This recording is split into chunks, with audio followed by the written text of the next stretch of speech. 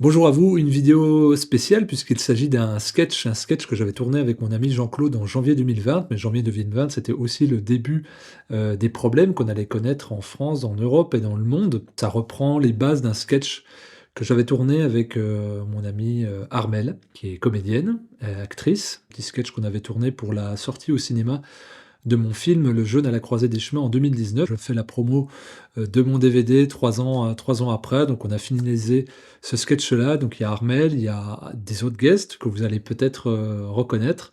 On a pris un grand plaisir à tourner ensemble. Je vous laisse découvrir. Et puis j'espère que ce petit sketch vous donnera envie de regarder mon film Le Jeune à la croisée des chemins, soit en streaming, soit en DVD que vous pouvez commander sur exubi.fr. Bon visionnage.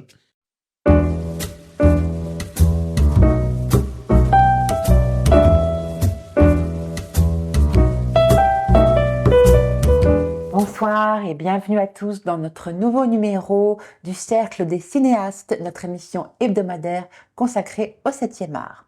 Le jeûne est-il dangereux pour la santé? Peut-il tout guérir? Aubaine médicale ou arnaque de gourou à la mode? Pour y voir plus clair, nous recevons le réalisateur documentaire Le jeûne à la croisée des chemins. Bonsoir Flavien Moine. Bonsoir, cher Ahmed. Par contre, c'est Fabien. Oui.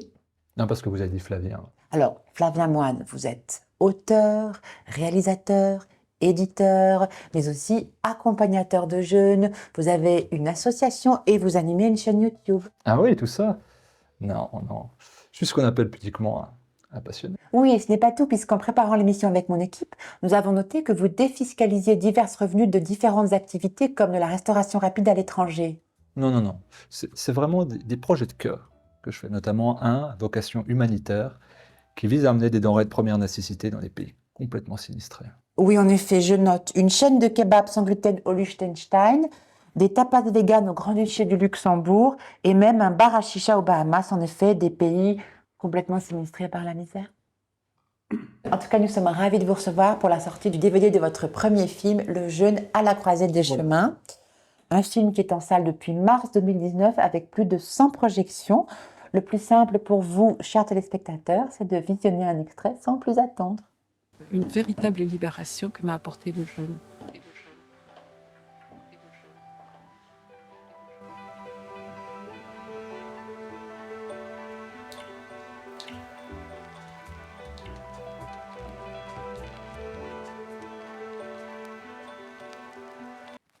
Il y a quelques longueurs là. Ah non, c'est en direct.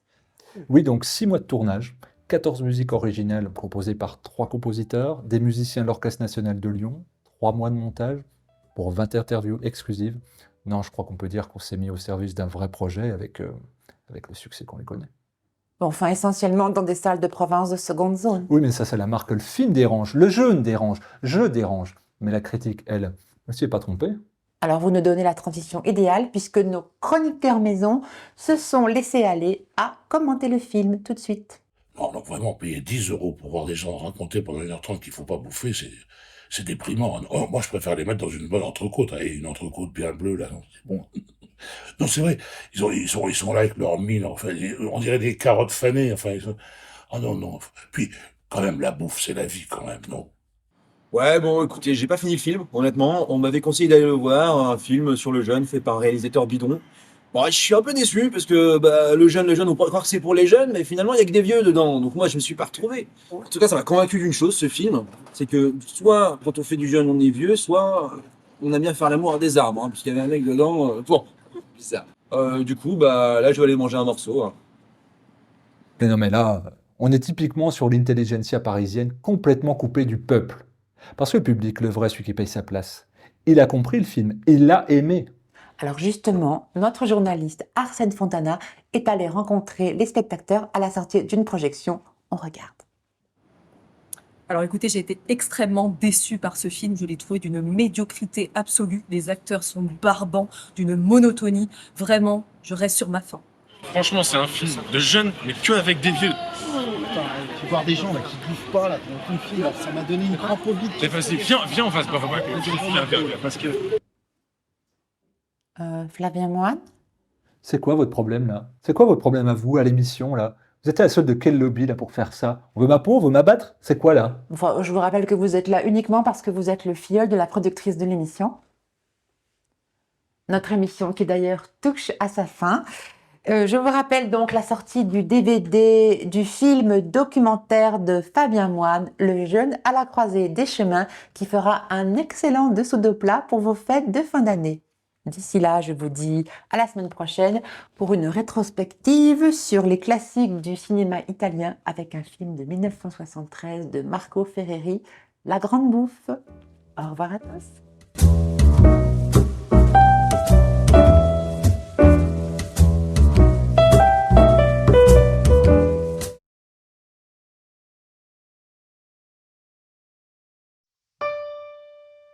S'arrêter de manger. Quelle drôle d'idée. Pourtant, elle fait son chemin. Un peu partout.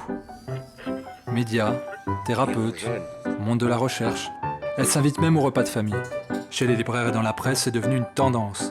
Pas un mois sans qu'un livre ne sorte ou qu'un article ne paraisse. Et chacun y va de son opinion. Le jeûne est dangereux pour la santé. Jeûner guérit le cancer. Le jeûne engendre des carences. Tout le monde peut jeûner. Le jeûne est une pratique sectaire. Il n'y a aucune contre-indication à jeûner. En somme, tout est son contraire. Alors allons-y, parlons du jeûne. Quelle est cette pratique millénaire pourtant si méconnue? Y a-t-il plusieurs façons de jeûner? Qui sont les acteurs du jeûne? Le jeûne est-il une thérapie? Et qu'en disent les études? Et puis, qu'en disent les jeûneurs eux-mêmes? C'est à toutes ces questions que j'ai voulu répondre.